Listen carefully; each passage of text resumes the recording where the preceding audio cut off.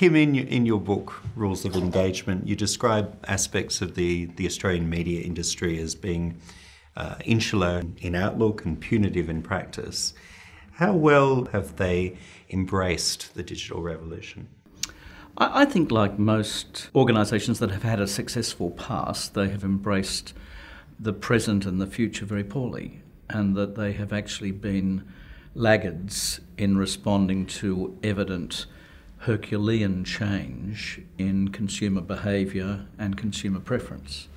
And I think that they have been unusually rich with hubris and have evidenced a consistent deficit in their capacity to innovate and respond in a relevant, agile way that is actually putting the consumer at front and centre of all that they do. And is it the case that so-called digital disruptors or new entrants to the field, are they, in your opinion, bringing a cause for a positive outlook? Look, we're living through the most amazing cyclonic change in the nature of world communication, in the nature of the way in which we contest things, the way in which we examine and assess things. And I don't think there's a clear landing yet.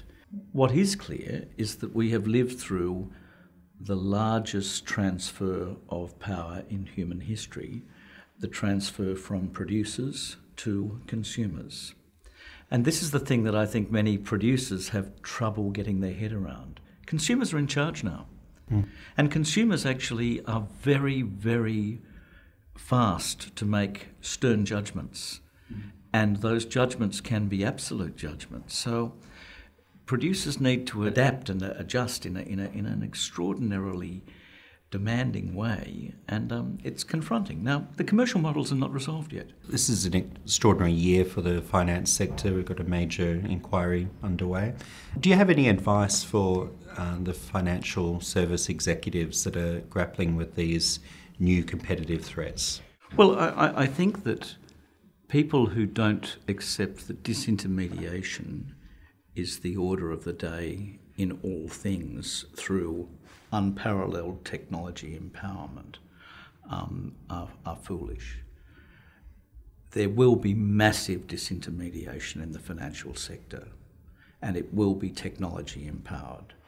There will be large repositories of capital and large repositories of need, and they will disintermediate all of the chain of existing relationships in between through a series of, in many instances, ungoverned by governments and regulators transactions, which are really about known providers with known acceptors having free bargains with each other. And I am absolutely certain of that. And people are going through the advantage of technology empowerment to make stern judgments about relative value.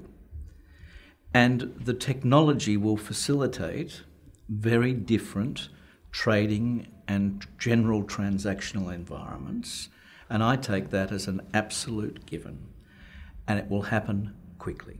The media is a very good case study to look at closely and understand this will happen in a similar way, and you better get on board quickly.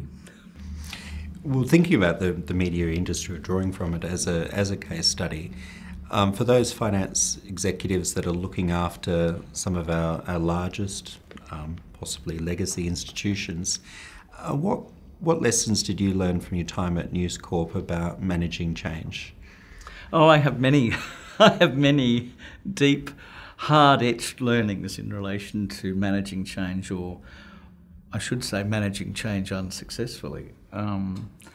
The difficulty of changing legacy cultures is awesomely demanding.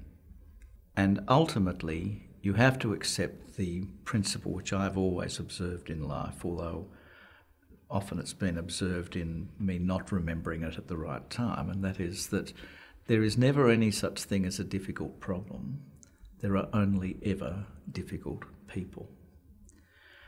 Most problems, even ones that are of a fairly intricate and seemingly complicated nature have relatively straightforward solution paths.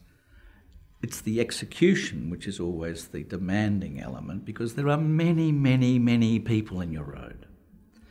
And I think the biggest thing that one has to pay attention to is you've got to get rid of the blockers up front.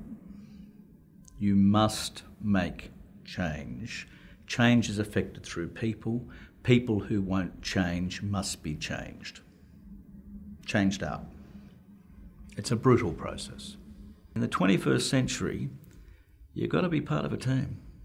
It's a very complicated environment we're all operating in, and it doesn't matter what you're doing, you've got to be part of a team. Thank you, Kim Pleasure. Williams. That's excellent. Pleasure.